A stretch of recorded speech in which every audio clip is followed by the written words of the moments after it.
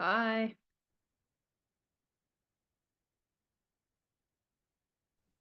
Hello. How are you? Good. Can you see the screen? Yes, I can. Okay, cool. We're gonna pull up Mr. Swim, Mr. Smooth. I don't know if you've ever seen him, No. but he is our almost perfect swimmer. Good for him. Yeah. So Wow, cool. I that think, looks really nice. right? He's very fluid. So I use him as a model, like a swimming model to emulate. And we're gonna go over the different parts of swimming that are important to keep in mind. And I know right now you're just, kind of going in the pool back and forth, but if you want to learn how to do freestyle, it's very possible. Um, and I don't know if anybody else is joining us, but it is recorded. So Mari will get you're Mari, but Analia will get a copy, and then so will Joe. So Okay. um, so in swimming, the number one thing we want to focus on is your breathing, right? We always want to make sure your bubbles are coming out of your nose every time your face is in the water. You don't want to hold your breath at all. Because just like if we walked around on land, if you hold your breath for any period of time repetitively, you start to get hypoxic, right? You start to feel like you're out of breath just because you're holding your breath, right? And your normal breathing pattern kind of goes off. So for swimming, it's about a 3-second exhale through the nose and then 1 second inhale. So you're gonna inhale. I'm gonna go with his timing. So inhale and then 1, 2, 3, breathe. 1, 2, 3, breathe. 1, 2, 3, breathe. Right? So he's exhaling for 3 seconds before he takes his next breath, right? And so when you swim in the pool, do you swim freestyle or are you doing breaststroke? No, neither, but freestyle. You I want to tend learn to do freestyle, right? freestyle. Yeah, Yeah. yeah. You want to learn freestyle. Okay, cool. So fins are a really awesome tool to help you with your kick. Okay, so we're going to get to the kick in a minute. So number one is breathing. So blowing your bubbles and just start to practice that now as soon as possible, like when you are at the pool. The more you feel comfortable in the water, do you have any fear about swimming? No, but I'm not a good swimmer. Okay. I think Yeah. the breathing is the hardest. Right. So this is how you fix it. You literally practice just holding onto the side of the pool with your feet on the floor. You practice inhaling through your mouth and going underwater, exhaling through your nose. Inhaling through your mouth and then going underwater, exhale through your nose. Like Okay. you just want to start to train the pattern, whether you're actually swimming or not. But the more you can get in the pool and start to feel comfortable, the better. And if you can ever come on that Wednesday morning or Friday morning, we have the one on Key Biscayne because you live on the Key, right? I do. Yeah, so Friday morning at 7:30 when you're in town, we can do it right on Key Biscayne with the group at 7:30. So, Okay. and I can teach you the breathing pattern. Okay, so Okay. after breathing, you want to think about balance. So the more you're balanced in the water, the faster you just go through the water, right? So if your head's up and your legs are down, you're creating more drag and it's actually makes everything harder, right? So this is drag and then head down, hips up is, just less effort. We're trying to fit through like the smallest hole in the water, right?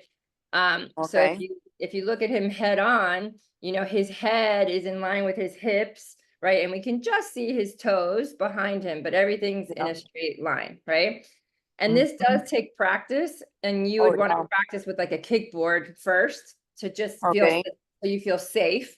So I do have like a store on Swim Outlet. Let me pull that up real quick because there is some equipment that you definitely need to get for if you want to learn how to do freestyle swimming. But Mhm. the store kind of, I can put this link in the group chat. Yeah. But it has everything that I recommend. Okay. It's and it's just like because some fins are not great, some kickboards aren't great. But so these are the fins that I recommend. Oh, and it looks like they're on sale. And then the other thing that I would recommend are the goggles, obviously, and Yeah. then the kickboard, which I don't know why the kickboard's not listed. Yeah, Okay. it's not in there. Yeah, the kickboard is missing, but I know they have it. Let's see if we can find it. Venice alignment board. It used to be on my thing. So here's one. You can use this one. Mm, okay. Yep. So that's another one. Let's see if we can click on that. All right. So yeah, so that's what I would recommend. You don't want to get one that's too big because it actually makes it harder to go through the water. When you have a big giant one, it actually makes you have to kick harder to push it through the water. So this smaller one is actually pretty good. And then there is another one you can get from Amazon. I'll send you the link to that too. But it's a little triangle board. And that's my favorite board.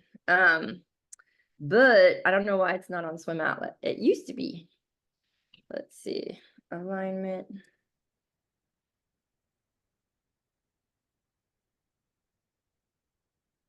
There it is. This one. This is my favorite one because you can travel with it, right? It's super Yeah. small. And you Mhm. can use it to put your hand in there and it can kind of stay on a little bit. So if you had the choice between this one and this one, I definitely like this one better if you're going to invest in one. Okay, so let's go back to Mr. Swim Smooth. So we talked about breathing, we talked about balance. The next thing you want to think about is your kicking. And the fins are what really, really help develop your kick, right? Because when you add your foot to be a little bit longer, when you kick, you get more bang for your buck, right? So for every kick, you're going to have a little bit more security. You're going to feel like you're moving a little bit faster. So even if your fitness isn't there or your strength isn't really there yet, the fins can be a tool to help you feel like, okay, I can do some laps back and forth with the fins on. And then over the weeks, we will start to wean you off of the fins, but you're always going to use fins sometime. Like as a swimmer, like even the best swimmer in the world still uses fins sometime, right? And Okay. it's also good for open water. So if you are going to swim in the open water, in the first few times, if you're nervous, you can always use the fins, and it kind of gives you that also that little sense of security. And you can even bring your kickboard in the open water too. Okay. Okay. Okay. Okay, so the next part is the stroke mechanics, which is a little bit more advanced, right? But there are 5 parts to the stroke mechanics. So it starts with your entry, right? You want to enter with your fingertips first, and then you reach to get on your side, right? You're reaching to get on your side, and then your catch. Look, so see how long he is? This is the most important position when you're swimming, is to reach as far as you can to get on your side. And that's also the place that you're breathing. So this is really, really important. And well, we would practice kicking on your side just so you felt safe and you knew you were able to get air. Because if we don't have the air coming in, you start to panic and everything starts to fall apart. But the good news is, on your very first triathlon, you can literally do breaststroke or dog paddle. You know, you don't have to do freestyle. Oh, But really? yeah, you can do anything you want in the swim. Doesn't matter. There's no rules. But freestyle is the fastest, so you'll get the swim over with faster if you are swimming freestyle. Okay. So we do want to teach you how, and anybody can learn how. It's not hard. It's just one of those things you have to practice. Okay. So the kick is coming from his hips, right? And his legs are nice and straight. And that is a little tricky because we're humans, right? And we walk like this, we're bending our knees. When we ride our bike, we bend our knees. And when we sit all day, our knees are bent. And when we run, our knees are bent. So we do have to, get strong here. And I have some exercises that can help you, with straight legs, like doing a flutter kick on land. It can really help you. And also Superman's, laying flat on your belly, lifting opposite arm and leg. It can help you feel comfortable in this very straight, flat position. But you do have to build up your strength. And you mentioned that your back is hurting, right? It is. Yeah. So swimming It's is my actually back and my cervical. okay. Your neck. Yeah, Okay. my neck. I mean, I hold a lot of tension in both places. Okay. So I'm looking forward to swimming. Yes, swimming is See if I can really great. relax. Yes, the water can hold you and it helps you get long. Like swimming is my favorite recovery thing because once you're in the water and it's you know, we're lucky we can swim year round, right? There's never a time that we can't swim either in the pool or in the open water just because we have the perfect weather. Mhm. But swimming, once you learn to get comfortable and you have the basics, it can be such a great thing for your back and just to unweight your body so that you don't have that compression on your spine. Mhm. Okay, so we talked about the kick, and then we talked about the entry and then the reach. And then it's the catch. Now, this is a more advanced principle, but when you can catch with a high elbow like this, Mm. right, you have a shorter lever, right? So Mhm. the analogy I like to use is when someone, like say you were in the deep end of the pool and I asked you to get out, but you weren't allowed to bend your elbows, it would be really hard. Okay. Because if you can do this, you can bend your elbows and get some leverage. Whereas if you had just straight arms, it would be really, really hard. But believe it or not, most swimmers swim with straight arms underwater. And it just puts a lot of pressure on the shoulder and you really don't go very far. So making sure you're bending that elbow is the key so that your hand and your forearm and your upper arm all become the paddle that pulls you forward, right? So see how this is all catching water to Mhm. catch the water, and then he's gonna push the water all the way to his feet, right? And that's called your finish. You wanna finish all the way past your Mhm. hips. Oh. And then the last thing is the recovery, a nice high elbow recovery. And the recovery changes based on the waves. Like, so if there was waves and you were in the ocean, you would definitely lift your hand higher. But this is actually ideal because we don't want to have a lot of effort. It's called recovery for a reason. When you're on your side and you lift your elbow, it feels effortless to just drag your fingertips across the surface. And then you can focus on your bottom arm, which is pulling you forward. And that's where the effort comes from. Does that make sense? Yeah. So And I know it's question, complicated, but go ahead. do you breathe every time or you every four? No, for me, so he breathes every 3, and I don't think that's helpful, especially if you're learning to swim, right? I prefer you breathe every left or every right Okay. because the more oxygen coming in, the more your brain is like, I'm okay, I'm safe, right? Yeah, that's a thing. I don't know if I can hold it for 4 laps, Yeah, you I would know? not do 4. 4 is way too. Okay. 3, in my opinion, is okay sometimes, but not for learning. When you're learning, you want to do every right or every left, right? Because the more the oxygen's coming in, your brain feels safe and you're like, okay. I mean, we are land mammals, right? Of So we do feel course. more comfortable with our feet on the earth. And once we go into the water, there is a little bit of an alert in our subconscious mind saying, hey, we need to be careful because this is water and this is dangerous. So the more you can regulate your and control the breathing, the better your swimming is gonna go, right? So that's Okay. why I always teach breathing first. Okay. Okay? That makes And sense. And then alternating head rotation of the heads, you know what they tell you, oh, it's better if you alternate. I mean, shouldn't right, every bother with 3. all. Uh-huh. Yeah, so expert swimmers, you know, they breathe every 3. And so it was really interesting to me because I get questioned all the time by other coaches and other master swim coaches, and they force their athletes to breathe every 3. And I challenge them because I say, but when someone's learning and when someone needs to be able to feel calm, more oxygen coming in is always better. So then I started to question them. And I started to look around on the big world stage. And in the Olympics, nobody was breathing every 3 strokes. Nobody. They were Oh, breathing every right or every left. So if the best in the world, the fastest in the world are breathing like that, that's how I'm going to breathe. of course. Right? Of course. Okay, cool. Yeah, so this is a cool app that you can, download. You can Google it anytime, Mr. Smooth Freestyle. And then in your workouts, I include a bunch of videos on how to do things. Have you been able to click on any of the videos yet? I've seen a couple. Yeah.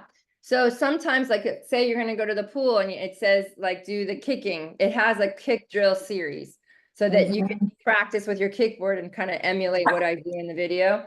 And then the bubble breathing video, there's a video of me doing that, going underwater, looking straight forward, blowing bubbles out of your nose, and then lifting your head to breathe. and then going underwater. What's up? I just put the avocado somewhere. I don't know where.